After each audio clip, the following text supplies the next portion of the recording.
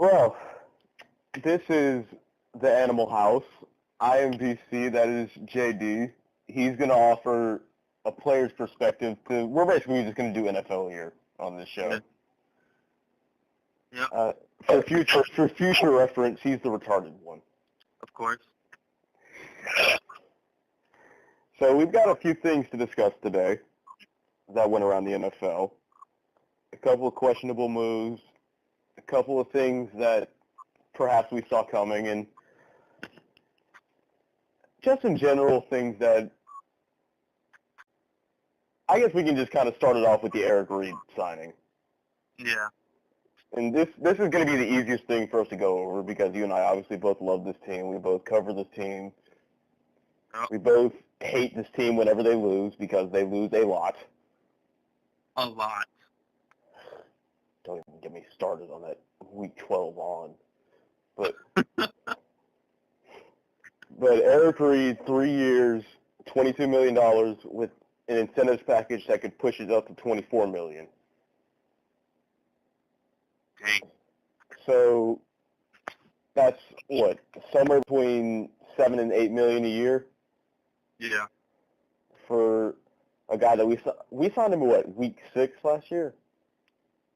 I believe so. Shit, I don't know. Sometime around the middle of the season. Or close to it. Because his first game with us was against what, Washington? I think. I don't know. So what is, obviously this is a good thing because he's a good player, and Lord knows we need good players in our secondary that are younger than 35. Yeah. Yeah. It's like you have these two really young, good players, and then the other two guys have canes and crutches. Pretty much.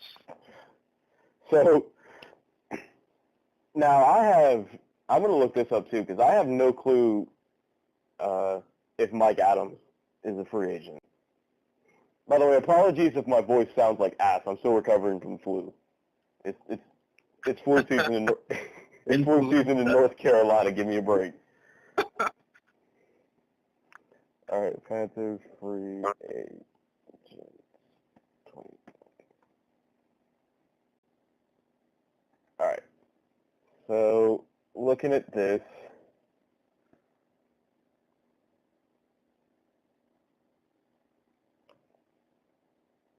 it does not appear that Mike Adams is a free agent this year. Okay. No, actually, excuse me. He was at the top of the list. He is. Oh. Wow, I should slap myself in the face for that. Ooh, and I get to enjoy March 13th better than anybody else because all the guys that I hate that are free agents get to be thrown into the abyss on my birthday. This should be fun. Pretty much. All right, so we had Eric Reid at free safety last year, did we not? Yes. Mike Adams is playing strong. And I still don't know why the hell we didn't sign a younger, strong safety. Don't know. The Norris thirsty. Why the hell is he still even on the team?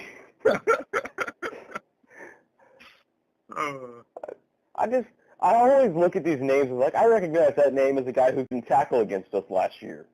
Yeah. Or, something like that. But, like, what was dude's name from Green Bay that we signed a couple years ago? Corner. Corner? Who cares? He's only played special teams. Yeah. All right. I mean. All right, so on a more serious standpoint in terms of this signing, Mm-hmm. how important is this for us in terms of if we want to win now mentality? I mean, honestly, it's probably the most important thing we'll do, other than O-line, because, the Panthers signed him to a 3-year deal. It for sure, keeps him in for, of course, 3 years. That means No shit, Sherlock. That means we've got a above average safety, especially Yes. if you look at all of his numbers, if you look at his size and build. He's run support. He's got the height to, play the deep ball, the athleticism to play the deep ball and come up and make tackles down low. Right now I've got the roster pulled up. Actually, our safeties are so. I don't want to use the word terrible, but that's what it is. Our safeties are so horrible that I've literally seen 3 names here that I've never heard. Cole Luke is a safety. Who the hell is that? Kai Nakua is a safety. Damian Parms is a safety. And the only names I recognize are from before were Mike Adams and Rashawn Goldman. Right. Those are the only names that I recognize. And so for us to have a safety like Eric Reid. Yeah, for us to have a safety like Eric Reid and to lock him in pretty much for a good amount of time is imperative. Yeah, pretty much, because even this year's draft, it's not a super strong, draft for safeties.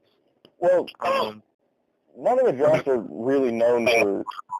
Sorry to interrupt, but none of the drafts are really known for being super, super strong in terms of secondary players. But we somehow got lucky in the second round this past year with Dante Jackson. Yeah, and that was, I think, one of the best pickups we've had since Cam Newton. And on defense, since Luke Kuechly. Because he made a lot of plays for us. He was playing the deep ball great. He was covering star wide receivers like he's been in the NFL for 5 years. So he did his job. It's just a matter of, he made the move. He's definitely, Dante is definitely, I think he can to develop into the swagger our secondary's lacked since 2015. Yeah. All right. You know that. Cause, yeah, that's what I was going to say. Because Jano was our second round pick back in 2012 when obviously we took Luke first round. All right. Eric Reid's numbers this past season, he played in 13 games. He had 1 pick for 39 yards. Should have been 2. Should have been 2. I was about to bring that up. I was literally about to bring that up. 5 forced fumbles. Oh, no, I read that wrong call. 5 passes defended. That calms. He didn't have any forced fumbles with us. He had 2 with San Francisco in his career. But, he had... Where's his tackle? Give me tackles or something. Jesus Christ. There we go. All right. He had 50 solo tackles, 71 combined tackles, 21 assisted tackles, and 3 tackles for loss. And coming from a safety, that's amazing. And 1 quarterback hit. Yeah, because, that just goes to show you that not only is he decent in coverage, it's not a strong suit by all means. But, no, he's a hitter. Yeah, well, while he's decent in coverage, he can also come up and basically play like a linebacker. Yes, I agree. So, I gotta ask you, did you see the and I know you didn't watch the Super Bowl because you didn't want to. Mm-hmm. Because I asked you, are you watching this game? And you said, I'm not watching that bullshit ass fucking game. So I assume you didn't see many of the commercials either. No, I didn't. Oh, actually, Eric Reid had a sack last year, too. I remember that. I remember Dante had a sack, but... Yeah, Dante had 2 sacks. Did you see the NFL 100 commercial? No, I did not. All right, well, there was one part of that where they had Ed Reed hit LaDainian Tomlinson. Mm. And when they showed Ed Reed's face, swear to God, I thought it was Frederick Douglass. Like, it was just, and I'm gonna put the picture up. I'm gonna send you the picture. I'm gonna send you a picture of it, but I'm gonna put a picture of Ed Reid and the commercial up on the screen. All right. I really, like, the first time I watched through, I had to go back through and rewatch the commercial with all the names of everybody in there. Because I didn't recognize it being Ed Reid. I was like, who the fuck is that? Yeah. I was just like...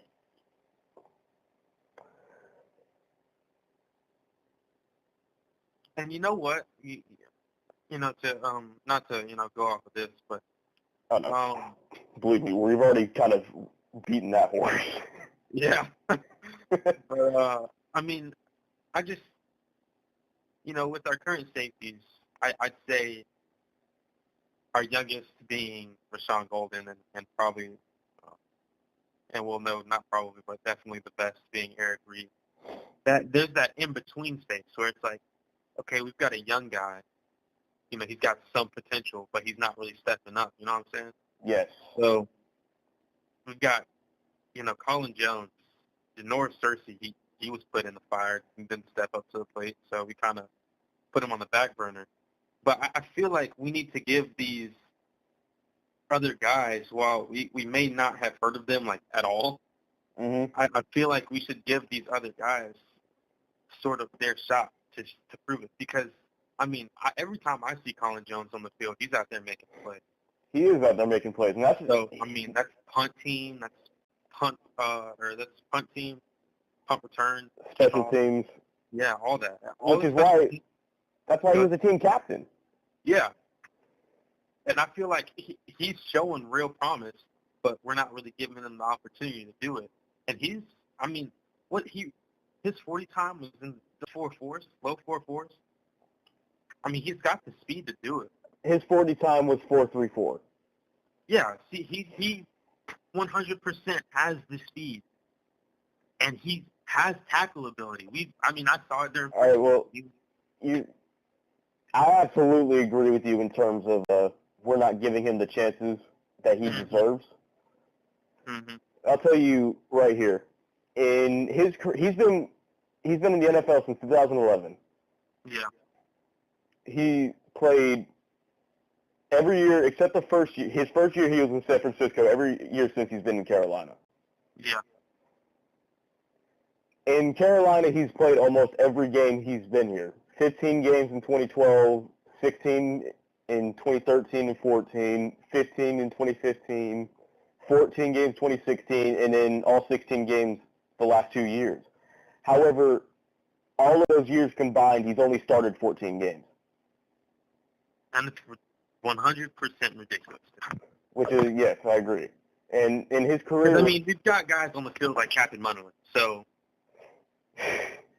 And it's not to knock Captain Munderland. He has his games.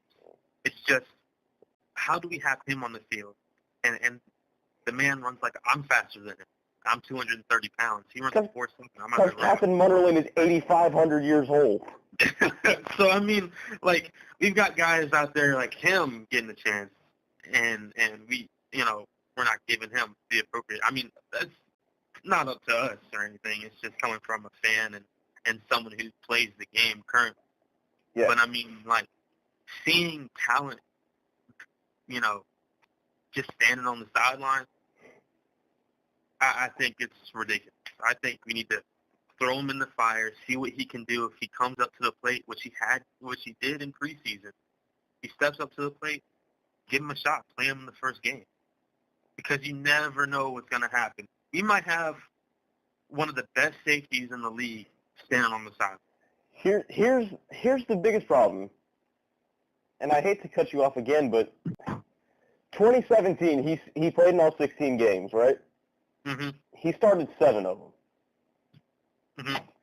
Of those 7 games, he played a corner, free safety, strong safety, and he even played 1 game at linebacker.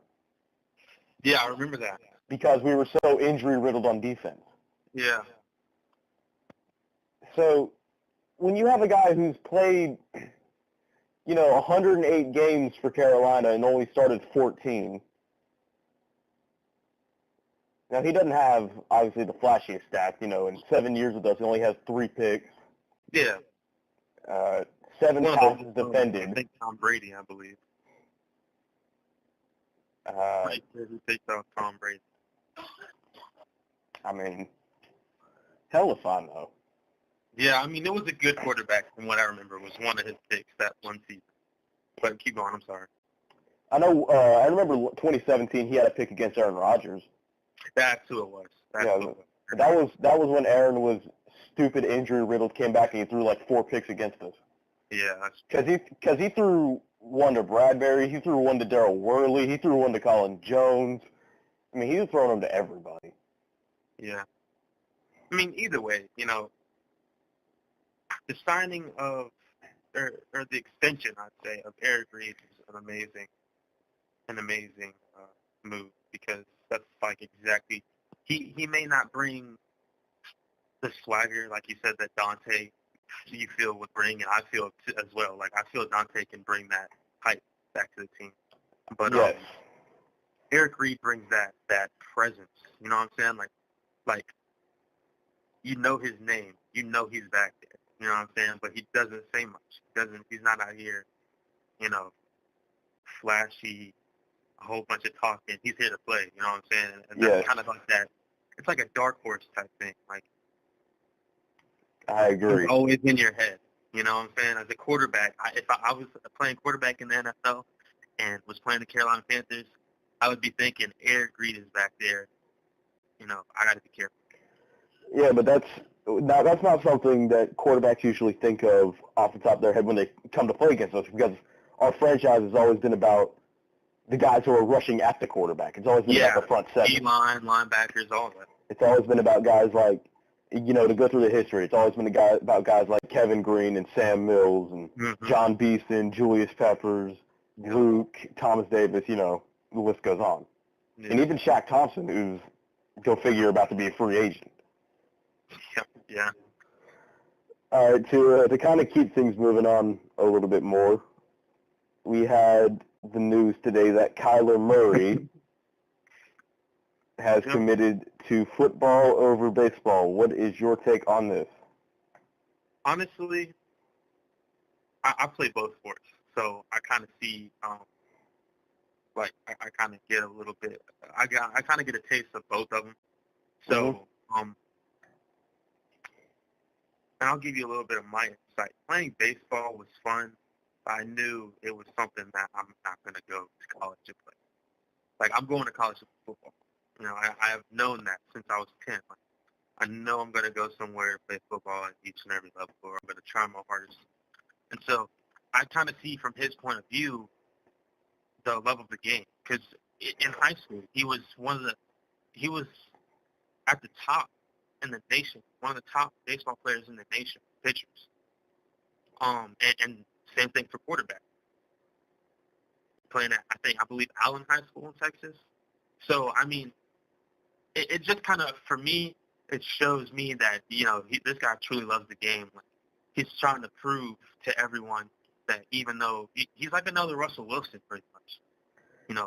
Even though he's a smaller guy playing quarterback, what is he, 5'10", 5'11", I think? I'm trying to pull it up. Yeah, he's kind of proving to everyone, like, I love the game this much to give up. Because you saw his contract for baseball, and it was huge. He's definitely not gonna make that much money coming in as a rookie in the NFL. Yeah, you gotta also put in the hiatus, because when you get drafted in the MLB, you don't, if you even make it to the majors, you're not making it to the majors until like 3-4 years after you get drafted. Yeah, that's what I'm saying. And so it's sort of like I feel that he just genuinely likes football more than baseball. And which I respect. I definitely respect his decision, especially coming from a football player, because, being a multi-sport athlete is important. Yes. But at the end of the day, a football player is a football player no matter what. Once you start playing football and getting out there and hitting people, it's a brotherhood, and it's a brotherhood that kind of sticks with you until you can't do it, or until you're forced to move on from it. So, I mean, I don't mean to rant or anything, but to end it here, his decision to go to stick with football, I greatly respect because of it shows his level. And Kyler was selected 9th overall in last year's MLB draft by the Oakland Athletics. Mm-hmm. Now, of course, I have no idea what position in baseball he played. I know Russell Wilson was a pitcher, which makes hella sense. And I'm pretty sure he is playing third base. Well, he's not playing with the Rangers anymore, but I know he's playing third base or outfield. It might be. Who's the MLB team in New York? There's 2 of them.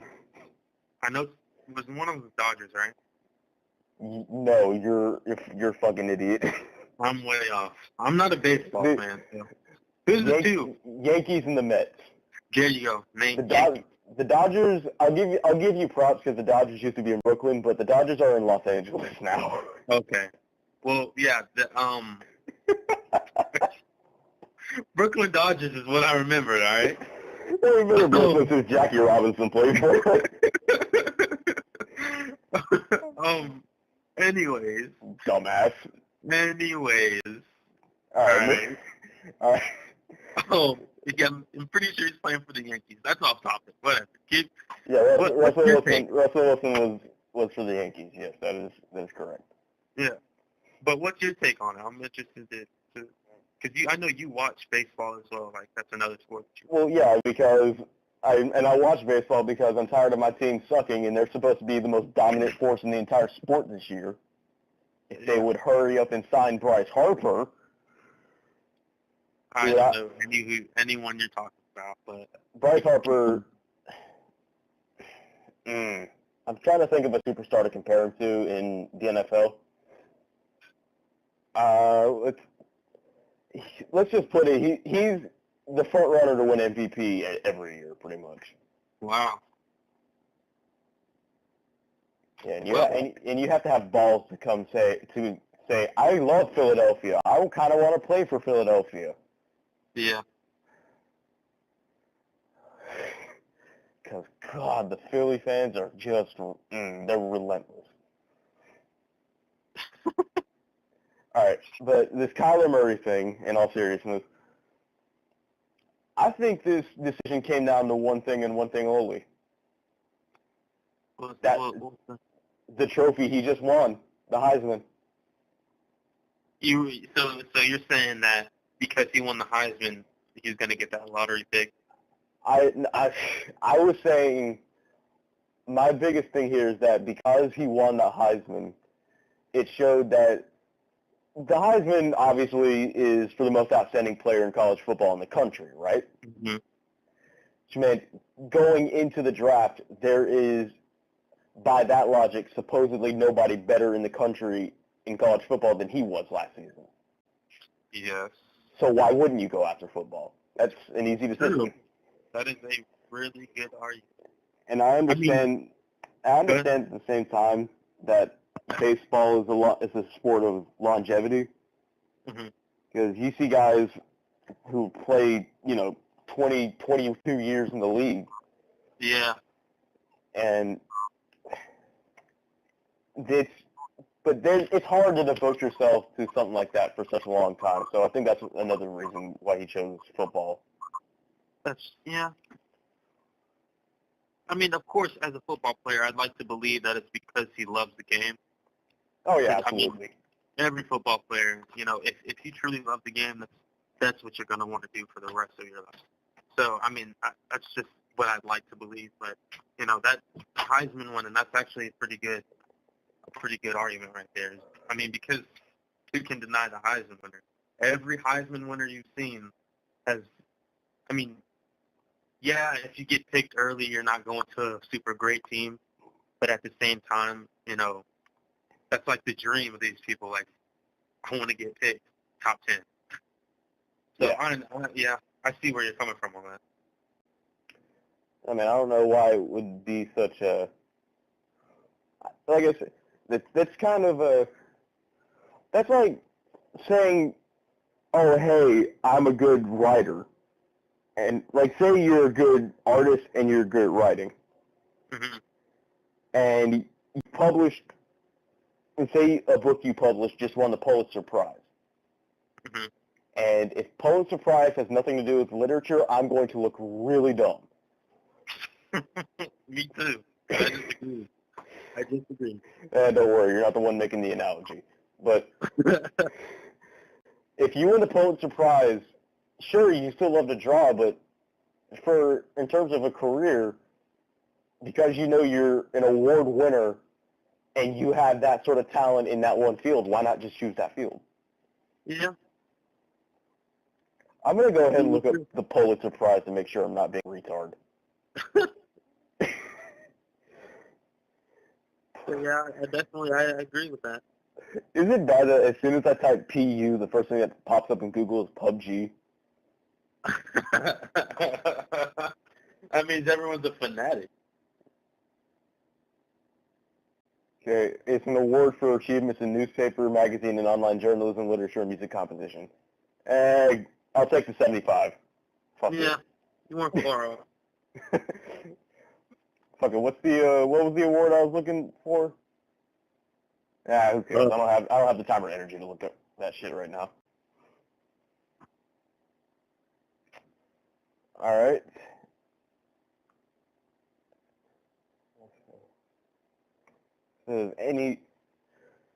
So being that it's the first season, or not first season, listen to my ass, first full week without football, first full week into the off season, we're going to delve into some big name free agents. Okay. And I'm going to pull up right here NFL.com's top 25 free agents of this year. And I'm going to glance over the guys, honestly, that we don't need, that are playing positions that we don't need help on, like Le'Veon Bell, for example. Sure, he's fantastic, but we got Mac. Yeah. I'm fine with Mac. All right, so we're looking at guys right here, and obviously we're going to mainly look at guys who are either front seven on defense or an offensive lineman. Okay.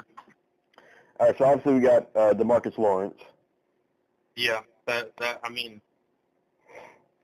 he's older, but is he older? I have no damn clue. I feel like he's a little bit. He's got experience. I know that. It's not age, it's experience. He's only 26. Well, I mean, that's a good. That's a good, 4 or 5 years? He'll be 27 by the time the season starts, but yeah, he was the 34th overall pick in 2014 out of Boise State. Mm-hmm.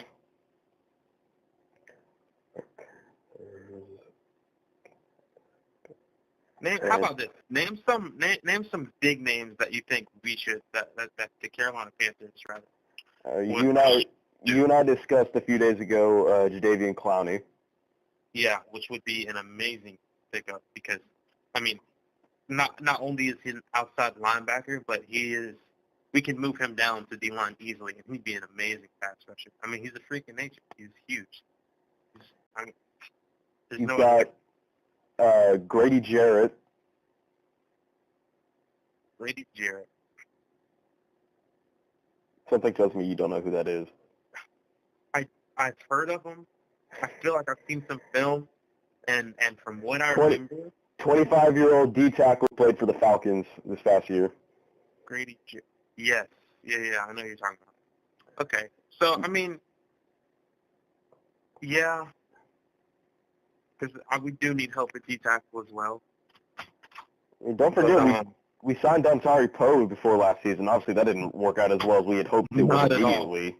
And, see, I think it's because, to stray off the free agents just for a second. Go ahead. I feel like it's because of chemistry, purely.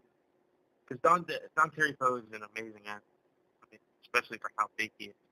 Yes. A couple years ago, you could put him up there with how Aaron Donald is playing right now. Well, that's because the Falcons were in the Super Bowl a couple years ago, and they thought they were winning, and then they didn't. Besides that, We're not going to take shots at rival teams right now. It's We'll just save that for later time. purely based off of athletic ability at his position. He's a great athlete, and I think it was a good pickup. It's just the chemistry and the type of defense that we're running. Because even at Kansas City, it was a straight up. I was about to say, in Kansas City too, he was the game breaker. But the problem here is most of our defensive money now has been focused on one guy and one guy only, and that's K1 Short. Yeah. Who, I'm not saying it was a bad extension because he's still a good player. He just hasn't been the same player since we extended him. Yeah. Actually, his production has just gone way down. Mm-hmm. And they were just looking for an emergency replacement for Star Latulippe once he left and signed with Buffalo. Because Buffalo loves to take all the Panthers. For some damn reason. And Buffalo and players hate playing at Buffalo so much they like to retire at halftime, Vontae Davis. You have Trey Flowers. Yeah, Trey Flowers, he's really quick for his size. Is something great I can say about him. I mean, for how big he is, he's like his hand speed. There you go. His hand speed is great because tackles and guards, they're on it when they're blocking. They're shooting their hands, but his hand speed, it prevents them from getting their hands on it, and that's the number one thing you need as a defensive end. And he's sort of same thing for defensive tackle, but he sort of perfected that. And so I feel like that mixed with his quickness makes him a great pass rusher. So you have to have quickness as a pass rusher. Yeah. The number one thing I think, not just on defense, really in all positions, but especially on the defensive line, is awareness. Just because of all the times, and I get sick and tired of sitting down, enjoying myself, watching my team choke on a Sunday. It's a late game drive, we're up by 2 or something, and they're trying to keep them out of field goal range, and lo and behold, somebody jumps off sides. Yeah. You got to know when and where the ball is going to be snapped at all times, and I think, guys, now I don't know if Trey Flowers was good in terms of staying behind the line or not, but that's a big problem we did have. Now, if you wanted, this will never happen, but if you wanted the guy who could actually ball hawk in the secondary to complement Eric Reid, there's Earl Thomas. Yeah. But there ain't no way in hell we'd have the money to sign him. Yeah, that's true.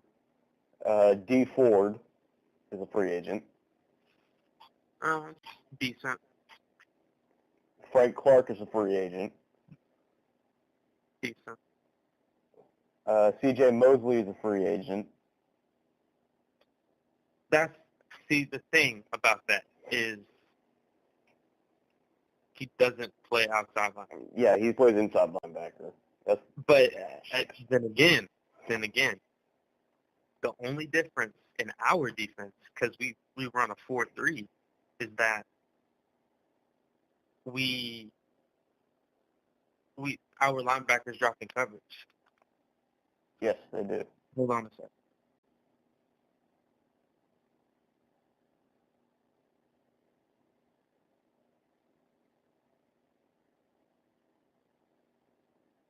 All right, bye. Bueller. Shark doesn't remember. But the only thing that's different in our defense is you're playing out a little bit wider for a linebacker, anyway. I mean, that's how I always looked at it. I played linebacker and I played outside and inside. And the only difference is you're in front on top of the tackle or a little bit to the side of the tackle, depending on which side you're on. But the problem I think with C.J. Mosley is he doesn't have that quickness. He's most definitely in every way, shape, and form a run-stop linebacker. And while, Luke Kuechly and Shaq Thompson might be the run-stop linebackers, both of those guys' 40s are in the 4.5. Right. I know C.J. Mosley was at the high 4.6, 4.7 range. And so he's definitely, that run-stop linebacker, not so much coverage, which is what we kind of base our defense off of, is those covered linebackers. Yeah, and then the problem is, of course, every other team in our division has really good wide receivers, and they're getting torched downfield.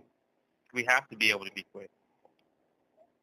All right, other guys that are free agents this year, Sheldon Richardson. Sheldon Richardson will actually be I'm pretty sure that defense runs a 3-4. What, the Vikings? Oh, no, not the Vikings. Oh, Sheldon Richardson does play for the Vikings. He did. He's a free agent. Well, yeah. But, yeah, no, that would be a great pickup. I feel like a lot of these Vikings guys, on here. a lot of these guys, I feel, would be, like, Everson Griffin would be an amazing pickup. It's just a matter of money. Yep. How much they're asking for, what contract we want to sign them to for how many years, how much money, and who else is offering. Yes. So, but yeah, I mean, a lot of these guys would be great pickups. And for the record, we have $23 million in cap space for 2019. Yeah. So I mean, we've got a decent amount, but I mean, when you compare that to teams like, for example, the Oakland Raiders, their cap space is like up there in the high 30 million to 40 million in cap space. Yes, but you also have to keep in mind Oakland, and remember how they got completely ridiculed last year after they traded with Khalil Mack. I didn't know until recently they have 3 first-round draft picks this year, and they have 2 next year. Yeah. So, of course, 2 of their 3 this year are after 20th pick, but still. Still, it's first round. So. Yeah. But I mean, Sheldon Richardson, that would be a pretty good pickup. But then again, like I said, it just all comes down to money and time. Guys in the secondary to look at, Ronald Darby's a free agent, Tyrann Mathieu is a free agent. Now, highly doubt we'd be able to get Tyrann Mathieu. Oh, hell no, of course we wouldn't be able to get Tyrann Mathieu. Who the hell wants to come play in Carolina? Yeah, but I mean, Ronald Darby would be an amazing pickup just because, I mean, yeah, we've got James Bradbury. He's okay. We've got Dante Jackson. He's getting there. Like, the potential is crazy. Ronald Darby, I feel like, would be a good nickel and a good person to contest James Bradbury. I feel like if James is forced to work, to put in work to keep his starting spot, and if he wants it that bad, then he'll become a great cornerback. And then we've got Dante Jackson and Ronald Darby, and both of those guys are straight-up speedsters. And if need be, honestly, I feel like we could put Dante at free safety. I think, no. I think we just got to keep, I think Dante at corner is about as, I'm not saying he can't play that position. I'm just saying that's where he's going to thrive. It's a hypothetical thing. If we were to sign Ronald Darby, and if we wanted to play all of our best guys on the field, Dante Jackson for a corner hits hard. Yes, he does. He is a hitter, straight out of LSU. He's a Bayou boy.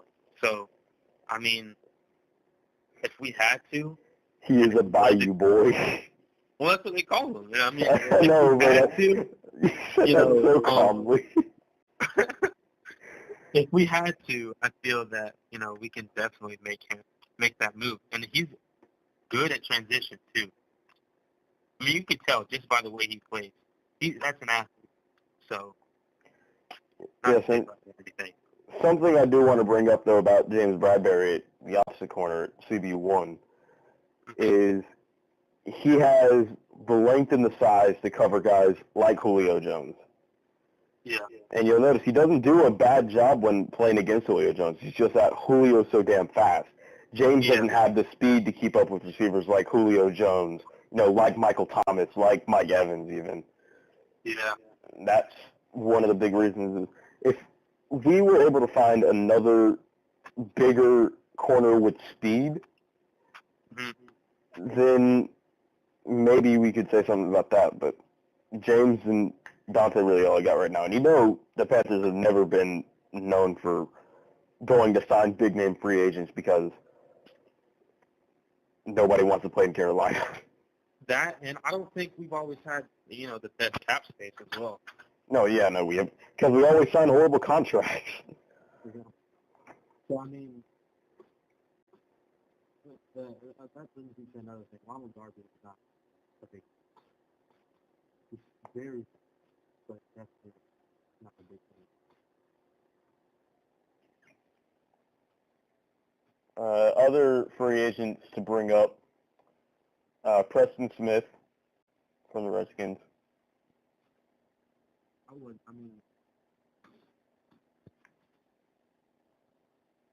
would be a pretty decent, because, I wouldn't expect him to make, or to ask for a crazy high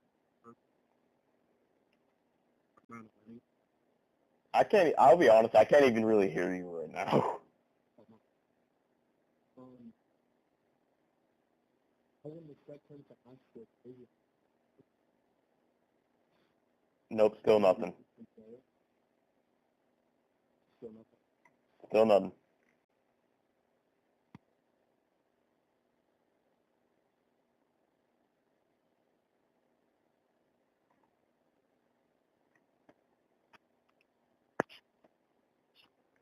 Hello? There you go. Okay. That was my connection at the front of the house, sorry. Right. I was going to say, did you try setting it to Wumbo? I almost did. But no, I don't suspect him to make if we were to sign him, I would suspect him to make a crazy high offer. Request for money. Right. But, and he's a decent player. So it's kind of like it's a win-win. We're getting a pretty good player, and we're not spending a crap ton of money on him. Preston Smith was a Pro Football Focus's number 8 ranked 3-4 outside linebacker in 2018. Just a note. A guy that I'm going to skip. I'm going to say his name, but skip over because we don't have the money or the patience to sign him. In Ndamukong Suh. Jesus. Zadarius Smith is a free agent. Okay. Pro Football Focus credited him with 10 sacks, 17 quarterback hits, 33 hurries in the regular season, which is monster production for someone with 690 snaps, which is what NFL.com says. Ziggy Ansah.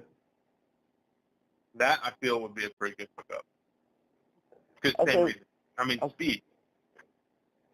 I was going to say Darrell Williams. Oh, wait a minute. We still have to re-sign Darrell Williams. Shit.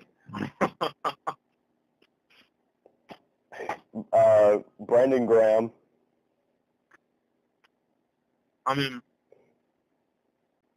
Great player, not in our scheme. Yeah, agreed. Yeah. Matt Paradis.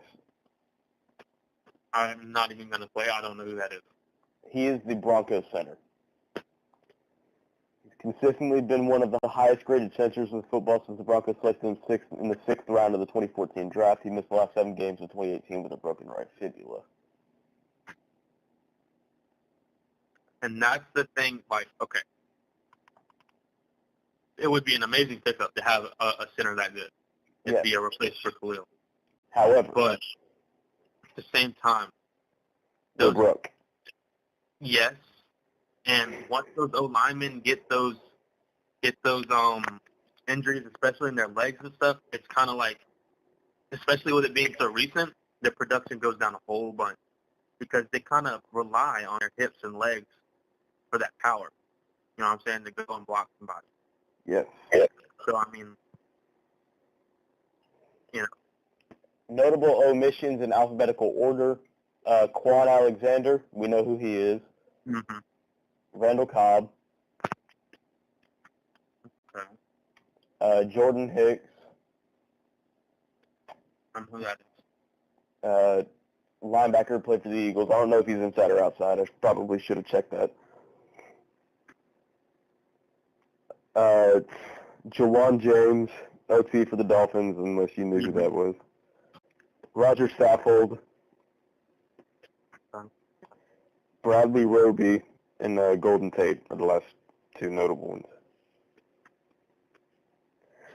I love how on here it says Eric Reid, safety Panthers, and then in parentheses, update, Reid is staying with Carolina.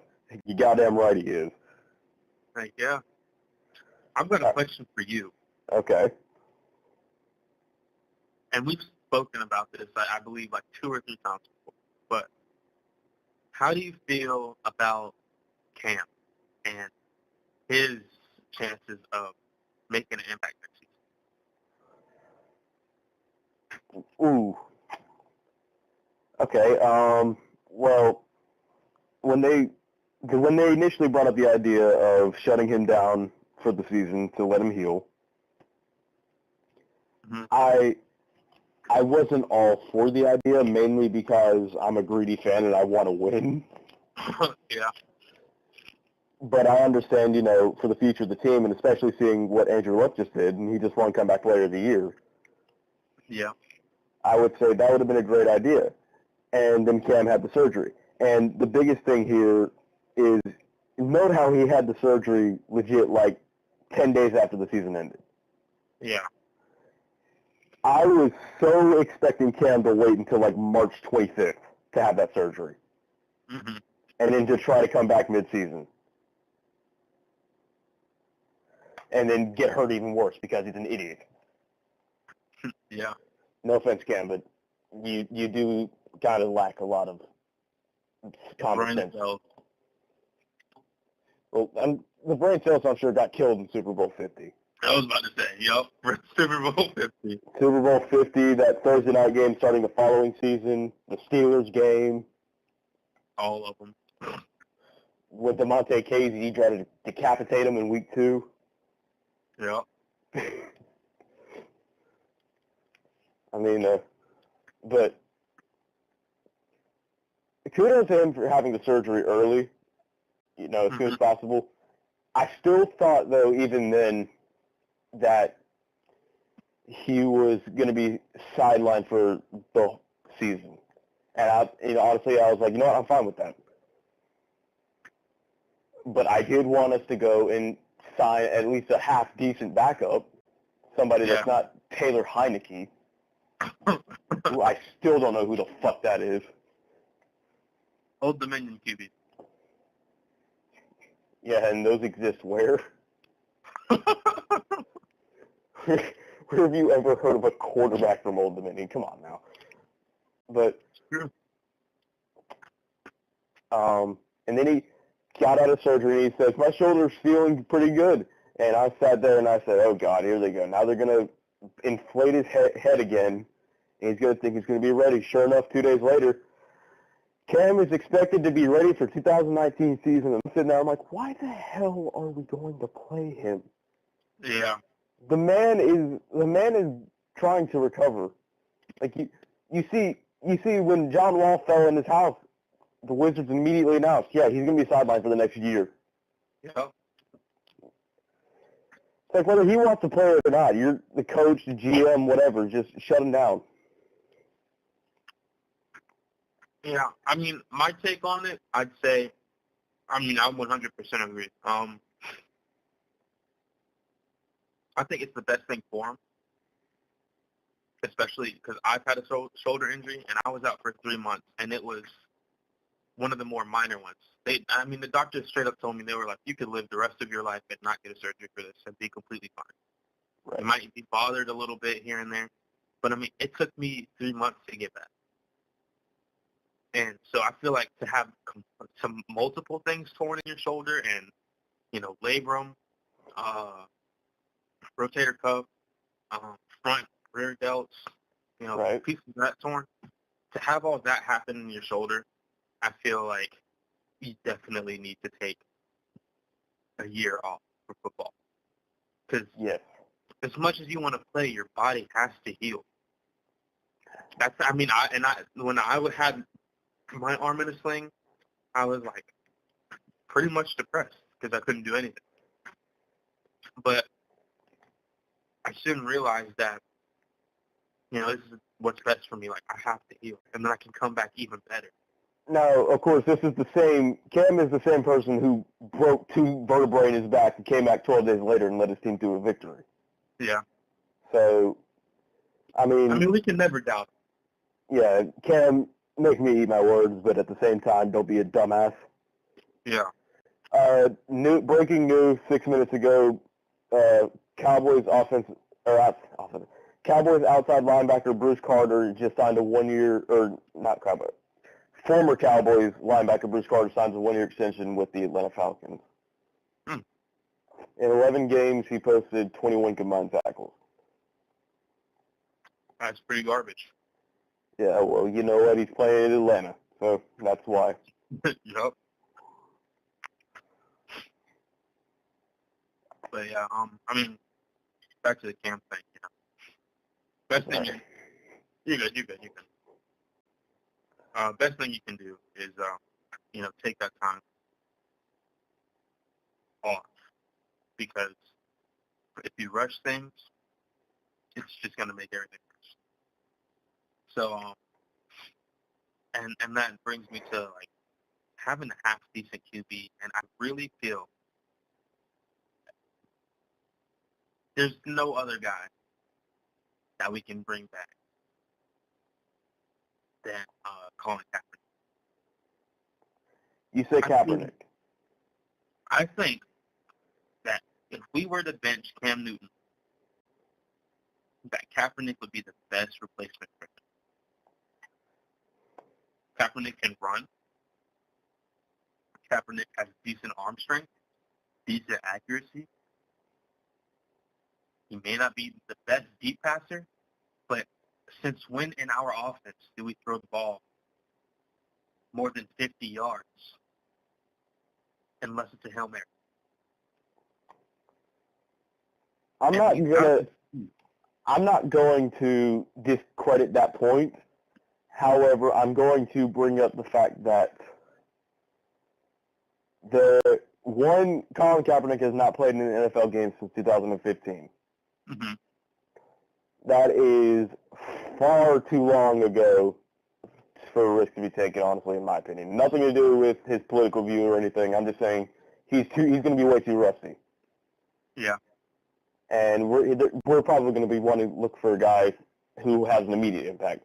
Number 2, the best guy out there who knows he's going to be in a backup role or traded to a team that's looking for a backup that's really good, just got tagged, and they're tagged him to trade him, and that's Nick Foles. That's true. But of course, like you and I have discussed over the past week and some change, we have nothing good to trade to Philadelphia for Nick Foles. At all. Whatsoever.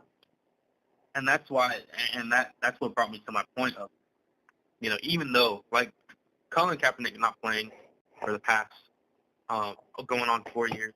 Going on 4 years, yeah. Yeah, it's a very, very valid argument. Yeah. But at the same time, the Carolina Panthers have absolutely nothing to offer to any other team that we don't need ourselves, other than draft picks, and we even need those. Yep. So, we can take a chance. We can say, here, have next year's first rounder. Well, why would you do that for Nick Foles? Because that's what people are going to want, is first and second rounders, and that's what we need the most. So that's why I say you kind of, you're not forced to take any chances. But if you're going to, you kind of have to take that chance on that guy based off of his athletic ability. And he hasn't stopped working out at all. He's actually planning on joining the AAF. And so, he's still got the same body he had in 2015, same athleticism. He's been working out and everything.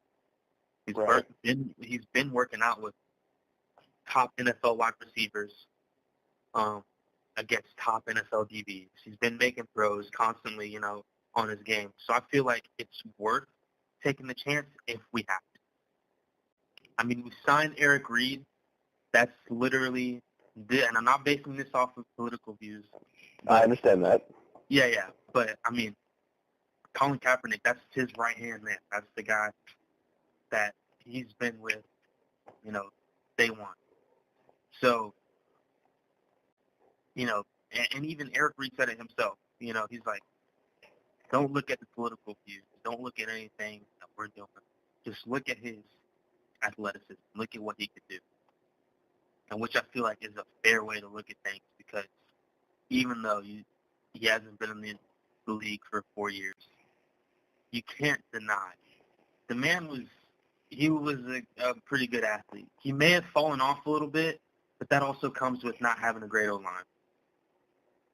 So, I mean, well, I understand you say taking a chance is a bit too much of a risk. At this point, I believe it is. Yeah, but I mean, at the same time, the speed is there, the arm is there. It's a mini Cam Newton in my eyes. But you notice even when he was playing consistently, Kaepernick and the 49ers at the time were, season by season, they were kind of just fading off. And yeah, I want to say the team's rapid decline in success, I'm not even going to attribute to their roster, their play. They fired Jim Harbaugh for no reason. Yeah, which was ridiculous. But I mean, you look at it like this. That team was one play away from winning the Super Bowl. Mm-hmm. And then they were one play away from going back to the Super Bowl. Mm-hmm. And the next year they were 8-8. Yep, that's true. Hold on, give me a second. Okay.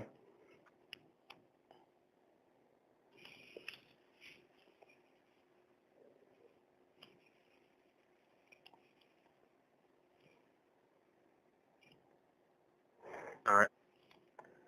But again, you see that, which I don't want to pin it all on, because there could have been multiple things that could have happened, Certain guys could have been hurt, there could have been things that we don't know happened because obviously we don't follow the 49ers. Mm-hmm. But it's just inexplicable for a team to go from basically one play away from a Super Bowl title to 500 in 2 years' time. Yeah, that's true. That is true. With little to no roster changes, might I add. It's just, I mean, and I would put that on the coaching, the decline in product coaching. Which I guess in hindsight, if you look at it like that, then you can maybe slightly justify the Harbaugh firing, but still then you can't. Yeah. Because once Seattle fell off, there was nobody in the NFC West. Arizona was good for maybe 2 years. Both times they lost disappointingly in Charlotte in the playoffs. Yeah. But, I mean, that's just inexcusable, so. It's true. All right, I think that is a good place to bring up this week's elephant in the room, which is, unsurprisingly, residing in Cleveland, Ohio, where the factory of sadness known as the Cleveland Browns. They tried setting it to limbo, yes. Have, for whatever reason, announced today that they have signed Kareem Hunt. Now, before you say anything, I just want to give a little more on this. Kareem was, for those who don't know, Kareem Hunt was released by the Chiefs last December after video surfaced of him shoving and kicking, basically beating the shit out of a woman for no reason. No, don't laugh. This isn't supposed to be funny, but video like that, and so he gets released, and then he gets put on the commissioner's exempt list, which means he's not allowed to play in nor attend games until the commissioner takes him off that list. The Browns GM, looking for that crackhead's name as we speak, John Dorsey, that's his name. Yep. Said in a statement, "We believe Kareem deserves a second chance." I want to ask you this question straight up. Why would a team like, especially a team like the Browns, who's already got a lot of young talent on their roster, and guys like Baker Mayfield, for example, Mm-hmm. why do teams want to give guys like Kareem Hunt, who is not legally allowed by the NFL to play, Mm-hmm. a second chance over somebody like Colin Kaepernick, who is not on the commissioner's exempt list, and teams just won't sign him? Well, I feel like as of now, the reason teams aren't signing Colin Kaepernick which is not fair, I believe is based off his views on things. Because he's not giving up, and that's exactly what it is. Yeah, and it's sad, but I think somewhere in the NFL he can be a starting quarterback. He absolutely can, but I'm saying at the same time, this isn't right. Like, It's not. I'm gonna keep politics out of this just because I don't care about politics. Yeah. There is literal video of this man just beating the shit out of somebody. Mm-hmm. And it's ridiculous. And he gets a second chance? The hell is that? Yeah, it makes absolutely no sense. It's basically like, hey, Ray Rice, come on, Damn it, I wasn't going to say Ray Rice. I had to. It's literally the same thing. I want to say it is, but, like, you notice Ray Rice, the league handled that one so much worse because it went from a 2-game suspension to a 4-game suspension. Then the video got leaked to the public, and then he was banned for life, pretty much. He's on the commissioner's exempt list as well. But you notice Kareem Hunt just got released and put on the exempt list not even 2 months ago. Yep. And he's already been signed by a team and, quote, given a second chance. Ray Rice, deservedly so, has not been given a second chance. And it's been almost 5 years. Yeah. I mean, to me, I guess the best word I can use is disgust. I'm a running back guy, and I'm a linebacker guy. Kareem Hunt is an amazing athlete. No one can deny that. Amazing person? Not at all. But with that being said, I feel like the Browns did this. That we believe he needs a second chance. That's BS. All right? I agree. It's the same thing with high school football. High school football, a kid can be failing half of his classes, and the coach can be like, well, and mind you, best player on the team, by far. Let's just give him some specs, 4'4", 240, bench presses 350 pounds, squats 600. Okay, just skip the details. I'm just giving an example, All right. He could be the best guy on the team and be failing his classes, and it could be the coach. His excuse is, well, we'll get him to bring his grades up. We'll get him in tutoring. We'll do whatever we need to do, but he'll be passing by the end of the year.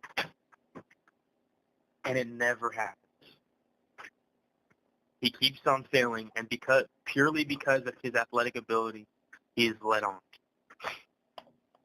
And so I feel like that's kind of what's happening with Kareem, except the commissioner's list is his F. You know what I'm saying? But the Browns are that college team that's like, we don't care what your grades look like. We need you on our team because we want to win. And that's exactly what the Browns want.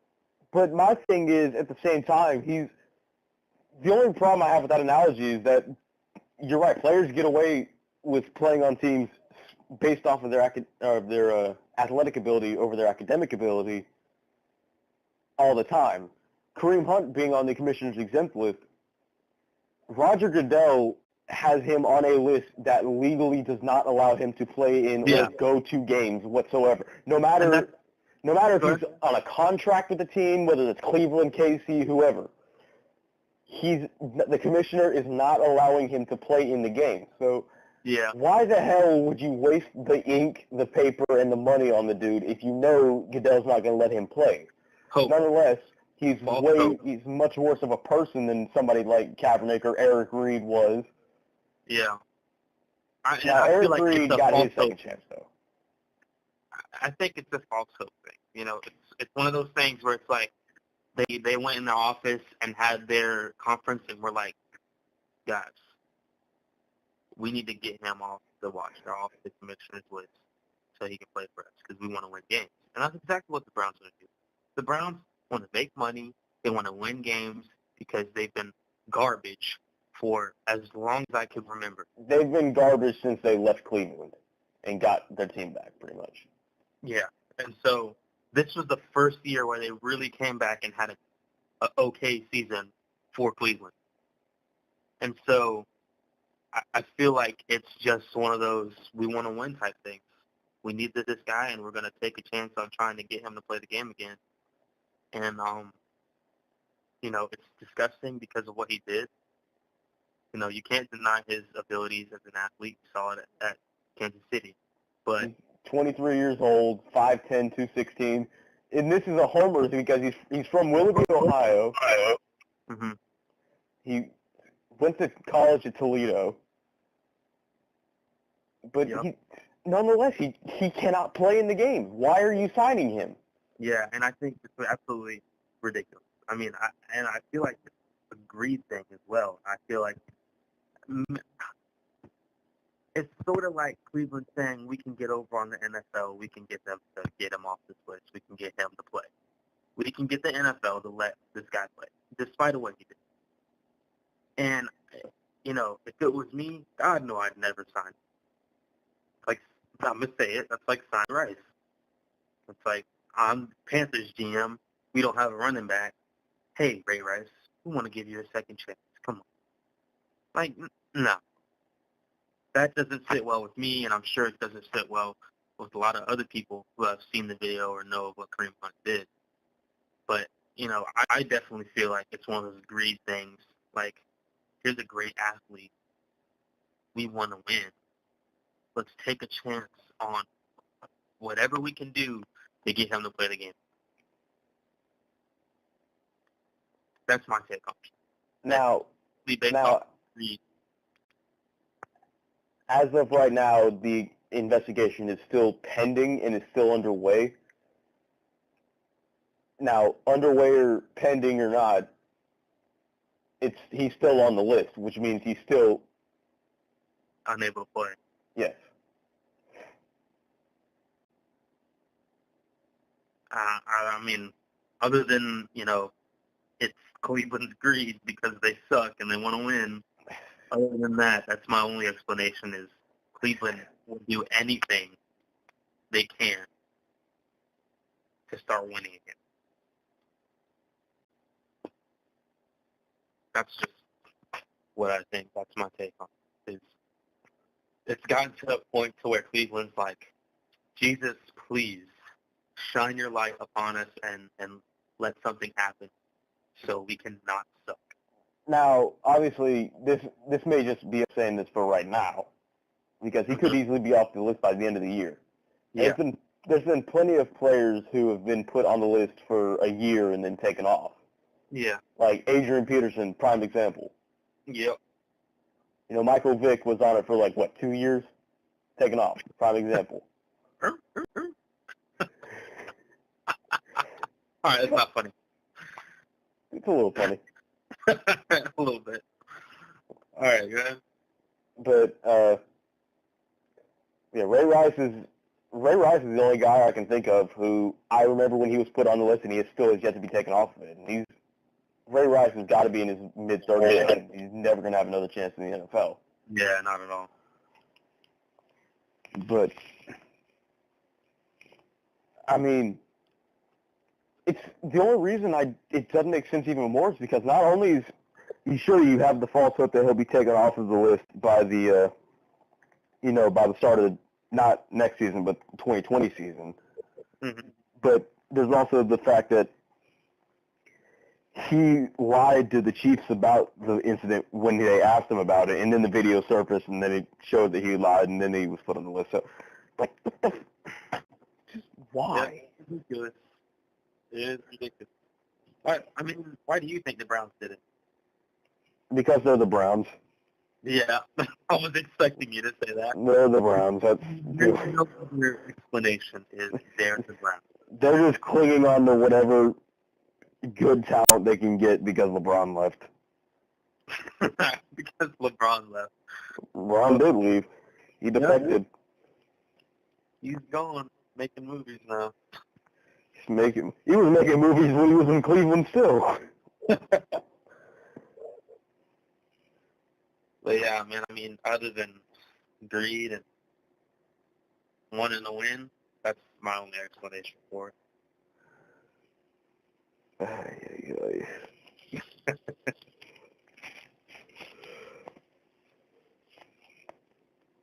But all right, so we got one last segment of this show before we sign off for the week.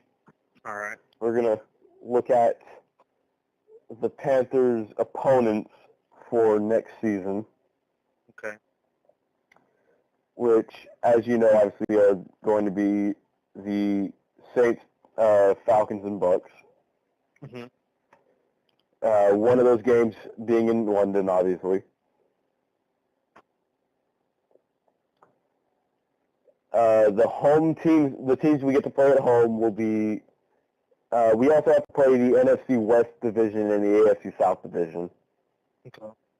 So at home we'll get the LA Rams, Seattle Seahawks,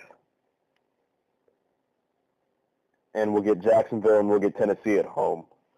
And that means on the road we're going to have to go to Arizona, we're going to have to go to Santa Clara, go to Houston, and we'll have to go to Indy. Mm.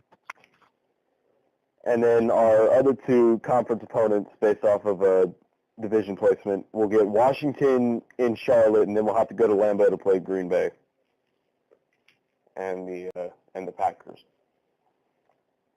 I mean, as a season, it sounds tough, but I believe that if we get the positions filled that need to be addressed immediately, be it through the draft or through free agency, I feel like if we can do that, and I believe we should sit Cam, let Cam heal, because we're, as much as I hate to say it, we're kind of in a rebuild state. We've got guys leaving, we've got guys getting hurt, and we don't have many good players. I disagree on the rebuild part. Why is that? Because I do think, granted they stay confident and granted they stay healthy, we have a unit we can put together that can succeed. Yeah, of course. And we can win. However, this is the way the Panthers roster is at right now. Mm-hmm. It's a roster that can win, it just can't win right now. Yeah. And that's purely based off of injuries and state of suckage. Yeah.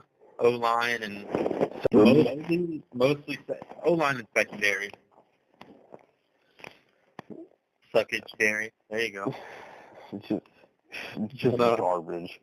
Yeah. So, I mean, the reason I say we're in a rebuild state is because while we may not openly say it, and we probably aren't in a rebuild state, but I feel that it's close to it because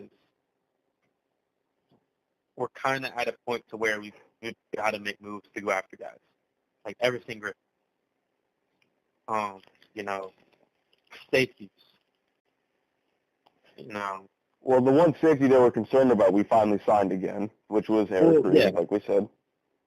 But like I said earlier, way earlier, I believe that Colin Jones can fill that spot. But other than that, I mean, O-line and secondary are our biggest problem. And if we can get those fixed by any means necessary, I feel like we've got a great team. And if Cam can be healthy completely, and the training staff knows that he's healthy, and the coaches and the GM knows that he's healthy, then that's when I think we've got a playoff team. Well, you better hope they give that white boy a contract, because as of right now, Colin Jones is an unrestricted free agent. Ridiculous. What's wrong with it? What? Just want to crack. Mike Adams, Colin Jones are both free agents. Jones has to be a must. Our other safeties on the roster now are Eric Reid, obviously, Rashawn Golden, and Denor Cersei. That's the only three. Yeah, those positions are a must. O-line and safeties are a must. Bradbury, I feel, can step up with enough work, and even against the best wide receivers in the league, he held his own. So, he has a consistency problem, and if we can fix safeties and fix the consistency in our corners, I guarantee you Dante Jackson is a fast learner. So I guarantee you next season he's going to be a force to be reckoned with. Kiwis are going to be thinking about him. But, if we can get our safeties and our O-line right, Christian McCaffrey had 1,000 rushing yards with the garbage O-line. Yeah, I was about to say, you call our O-line pylon, it'd be an insult to pylon. Yeah, honestly. So, imagine if we had a great O-line. He'd be leading the league in rushing.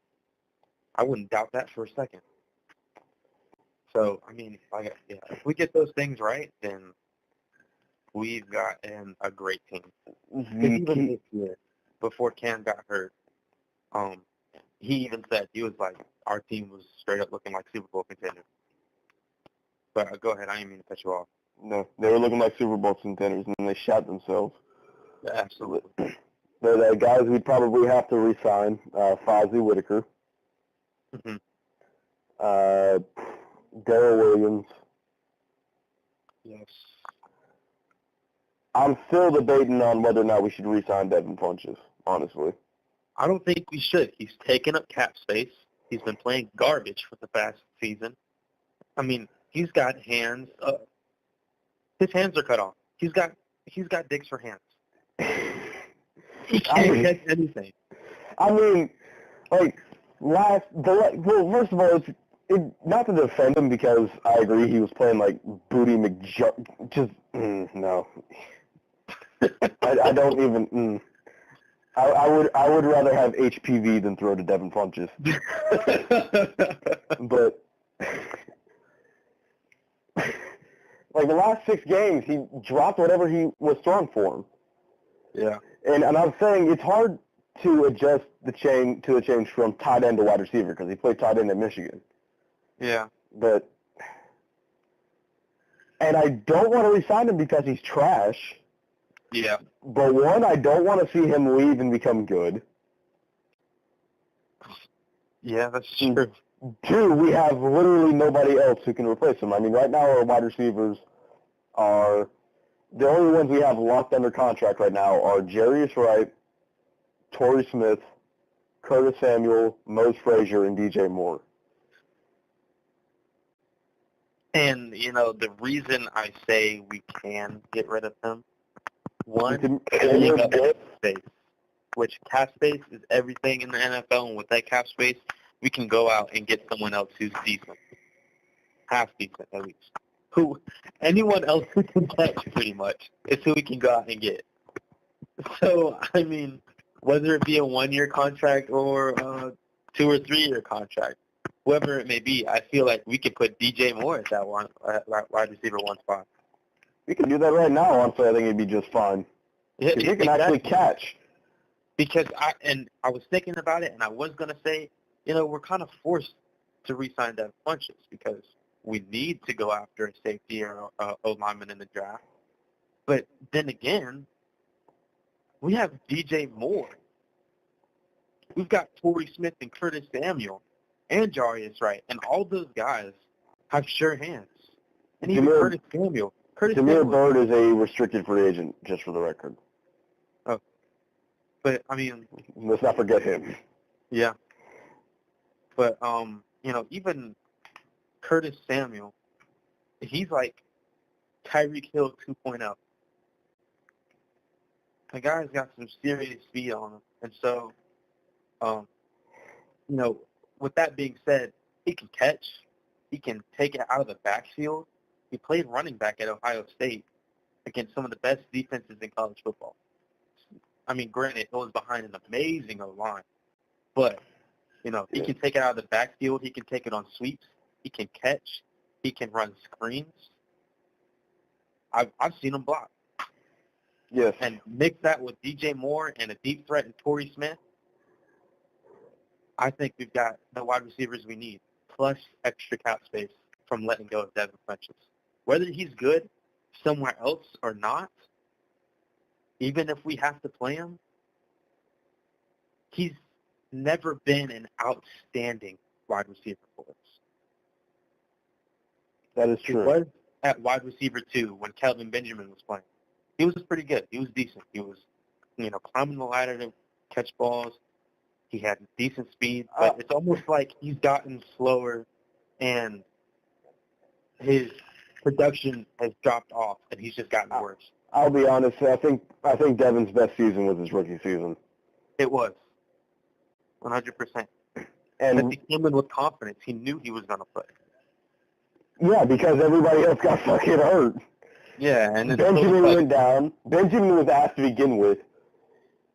So now all of a sudden I'm going to get playing time because wide receiver 1 and wide receiver 2 were Ted Ginn and Philly Brown.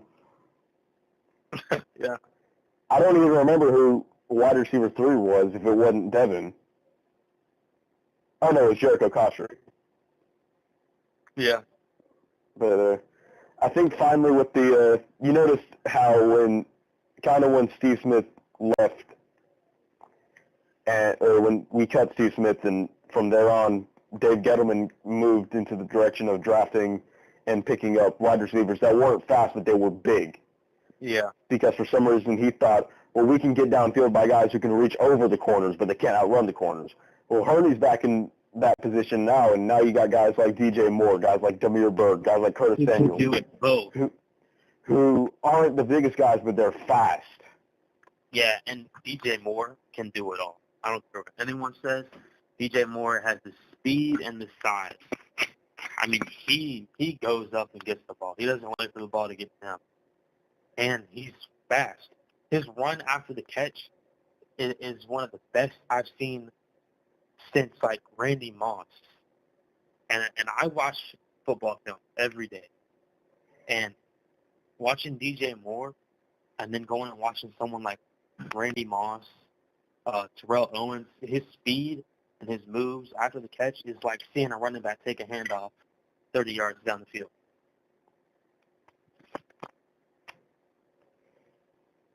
And I think the biggest reason I can tell you we're going to begin to move in a direction towards smaller, faster wide receivers is you notice, especially with North Turner, offensive coordinator, you notice how they do all the end-around plays. Yeah. And North Turner, that's a great man. Just for the record, the Panthers will pick 16th in the first round of the 2019 draft, whenever the draft is. I have no clue when the draft is. Me, but The draft is April 26th, or 25th. First round will be the 25th. Second round will be 26th, and then another fun fact about the Panthers draft picks: they'll pick 16th, 47th, 77th, and then they have no idea where they will be picking in rounds 4, 5, 6, or 7. It literally says round 1 pick 16, round 2 pick 47, round 3 pick 77, and then 4 through 7 TBD. To be determined. Well, I mean, like I said earlier, if we can fix those things, we've got and free up cap space, which I think is a great idea to do with Devin, since his production has been down so hard. Yes. I mean, that's extra. That's a lot of extra cap space. Yes. So with that, we can go and get multiple players. So that's my take on it. That's what I think. If I was someone in the Carolina Panthers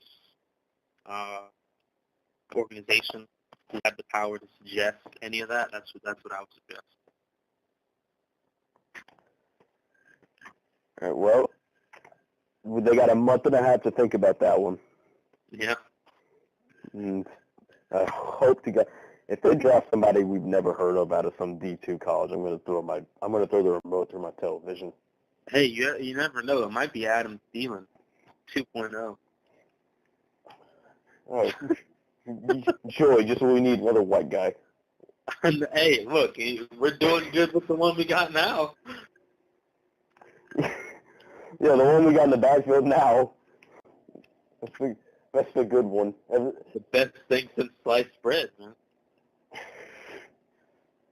Notice how the pictures are. Notice how every picture that's going to be white bread.